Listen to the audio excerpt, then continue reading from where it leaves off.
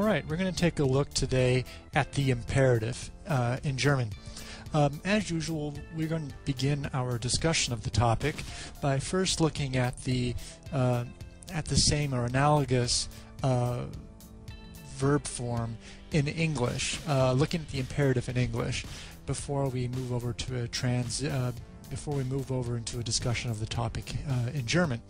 We're going to see that whereas English has only one form of the imperative, German actually has three. And then we're going to take a look at some of the nuances of how to form the imperative in German. So, beginning first with an examination of English, the imperative in English. We look at a simple English statement. I say it's a statement in the sense that I'm stating a fact.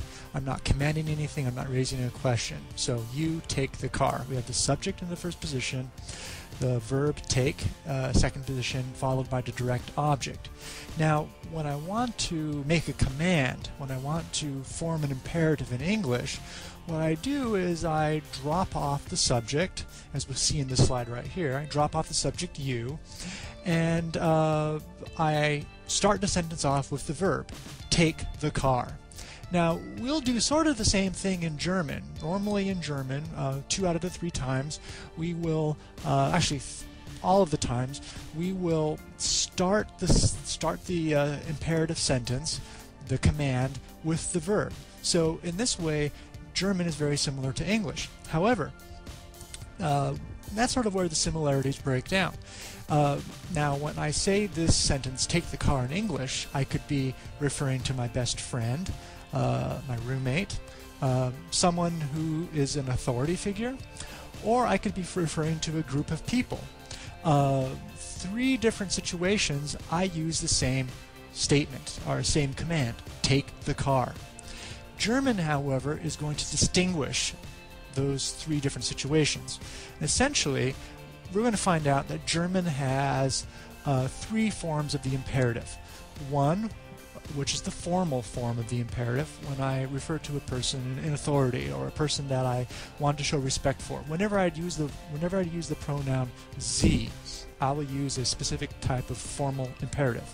However, when I use an informal singular, for instance, your roommate, person that you know, you feel comfortable with, you use do, I'll use a different type of command form. And finally, when I refer to a group of people, I will use the informal plural form. So 3 different forms. So let's look at the most simplest one first, and that's actually going to be the formal. So again, we'll start off with a formal statement, and which is based on the English sentence that we looked at the beginning of this presentation. Take the car, or you take the car. Sie nehmen das Auto. You take the car. Subject, verb, and the direct object. Now notice that the verb is in the infinitive form. Actually, it's the formal form that agrees with the subject of the sentence. Sie. Sie nehmen das Auto. Now, when I want to make a command out of this, when I want to make it into imperative, I do essentially the same thing I did in English, which is I take the verb, put it at the very beginning of the sentence. However, I'm not going to drop the pronoun. Sie is going to remain there. And then I follow that up by the direct object. So essentially, the verb comes in the first position, the subject, the pronoun, comes in the second position, so the pronoun and the verb simply swap positions, and the direct object stays in the same place.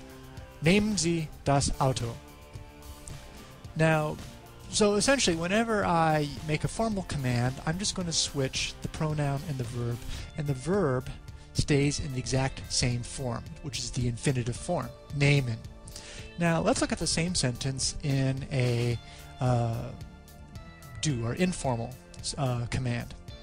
Du nimmst das Auto. Again, subject first position, verb second position, and followed by the direct object third position. Now, nehmen, you'll recall, is a strong verb, so there's going to be a stem vowel change. Nehmen goes to nimmst. So, for instance, ich nehme, du nimmst, nimmt, and then wir nehmen. back to normal again. So du nimmst das Auto. You take the car. Now if I want to make a command out of this, I'm going to do the same thing. I'm going to put the verb at the beginning of the sentence in the first position. However, I'm going to drop out the subject. It's not important. I know I'm talking to you, I'm commanding you, it's understood, so this pronoun is going to be a little redundant. So let's take a look at that slide. So, nimm das Auto. So essentially, when we make a informal command, what we're going to do is we're going to put the verb in the first position. We're going to drop out the pronoun entirely, just like we do in English, and follow it up by the direct object.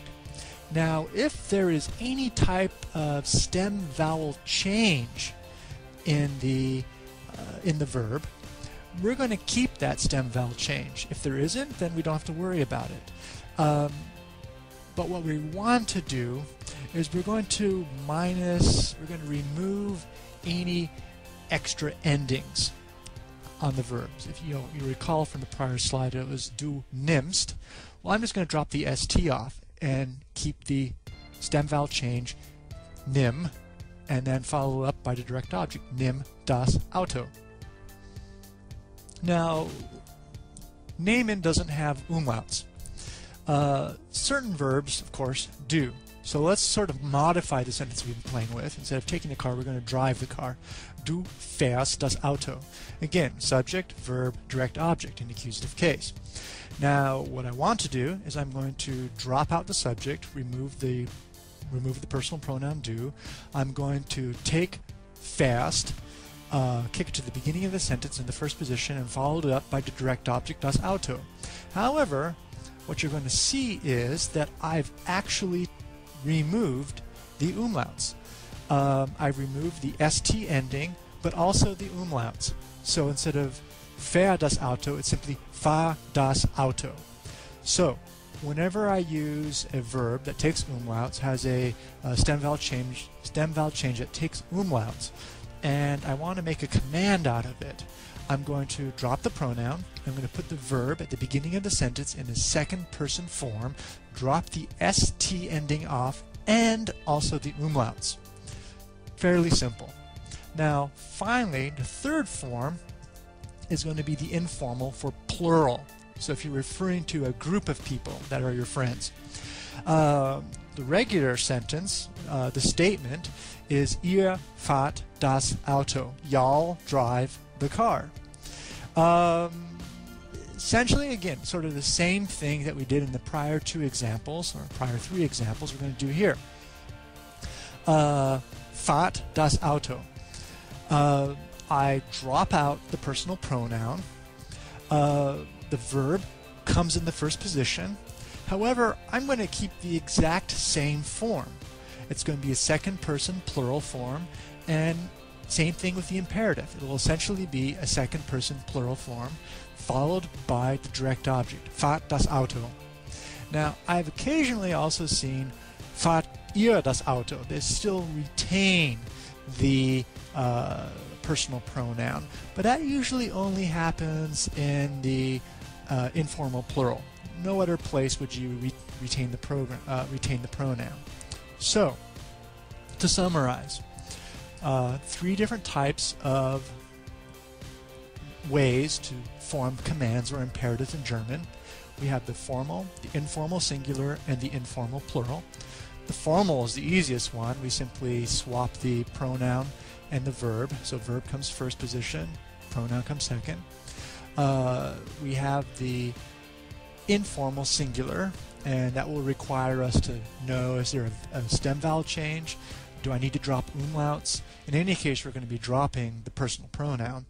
And then finally, we have the informal plural, which we look at right here on the screen, and that is essentially keeping the same verb form and putting it in the first position and dropping the pronoun, the subject of the sentence. All right, German imperative verbs.